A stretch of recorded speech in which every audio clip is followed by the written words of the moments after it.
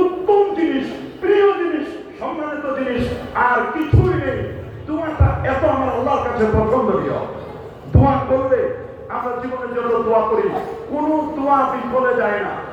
কিভাবে আমরা যে দোয়া করি, এই দোয়াগুলো কি বিফলে যায়? মামিন আলিম ইয়াদউ বিদুআই ইল্লা আতাহু আল্লাহু মা সাআলা। বান্দা যা চায় আল্লাহ সমস্ত দোয়াগুলোকে কবুল করে নেন।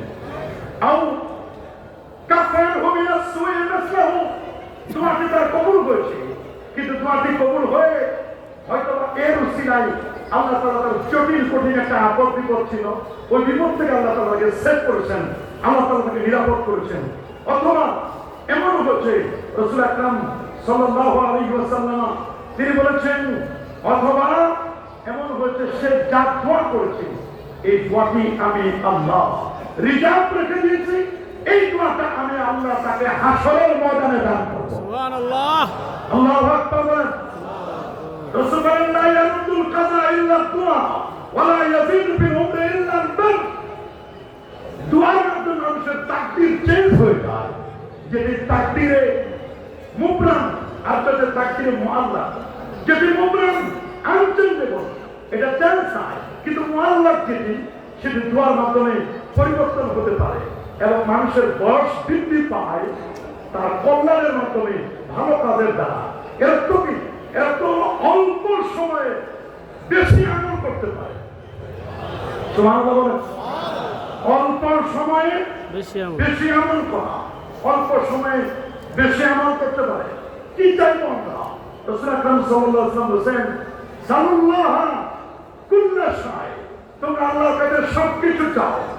সাল্লাল্লাহু কুল্লা শাই হাত্তা শিসআমাইহি, জুতার ফিতাও যদি ছিঁড়ে যায় তাও তোমরা চাইবে কার কাছে?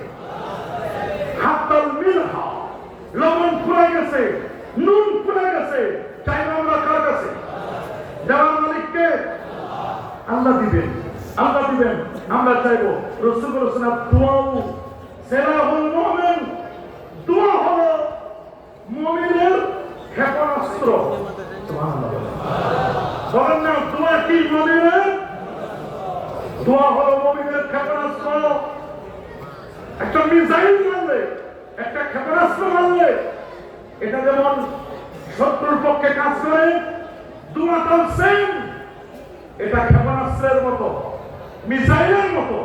আমার দোয়াটি আল্লাহর দরবারে আমি যদি বৈধ কিছু চাই, এই দোয়াটা কখনো বিফলে যাবে।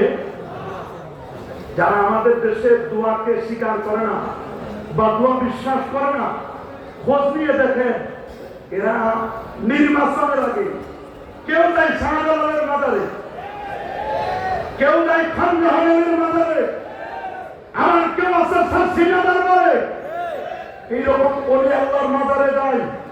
অথচ এরা নিজেরা দোয়াকে বিশ্বাস করে না। দোয়া কবুলের কতগুলো শর্ত আছে, দোয়া কবুলের কতগুলো আদব আছে। যেমন দোয়া কবুলের শর্ত হলো, এক নম্বর হলো তার ইখলাস লাগবে। কি লাগবে বাবা? দুই নম্বর হচ্ছে আমি যে খাবারটা খাচ্ছি নিঃসন্দেহে সে খাবারটি হালাল খাবার হতে হবে। তিন নম্বর হচ্ছে একাগ্র চিত্তে কায়মন বাক্যে দোয়া করা। অনেকে আছে কাফের, হাতগুলো ছেড়ে দেয়, দোয়ার প্রতি কোনো আগ্রহ নাই, হাতগুলো এইভাবে সিনার দিয়ে মনোযোগের সাথে দোয়া করা। চার নম্বর, দোয়ার মধ্যে দরুদ শরীফ পাঠ করা। সমস্ত আমল নামাগুলো স্টপ হয়ে যায়, হ্যাঙ্গিং থাকে। হাত্তা ইউসাল্লা আলান নবী সাল্লাল্লাহু আলাইহি ওয়াসাল্লাম, আর দোয়া মাওকুফুন বাইনা সামাই ওয়াল আরদ, আসমান এবং জমিনের মাঝখানে দোয়াটা হ্যাঙ্গিং থাকে। যতক্ষণ না নবীর প্রতি আপনি দরুদ না পড়বেন, ততক্ষণ পর্যন্ত এই দোয়াটা আল্লাহর দরবারে উঠবে। তাহলে দোয়া উপরে ওঠার জন্য একটি ওয়াসিতা, একটি মাধ্যম হচ্ছে দরুদ শরীফ। নাকি আল্লাহর কি দোয়ার পূর্বে পবিত্রতা অর্জন করা, কিবলামুখী হওয়া, দোয়ার শুরুতে হামদ এবং সানা পাঠ করা, দোয়ার শুরুতে এবং শেষে দরুদ শরীফ পাঠ করা, হাতের তালু দিয়ে দোয়া করা, দোয়ার সময় হাত উঠানো। অনেকে বলো হুজুর দোয়া করা যাবে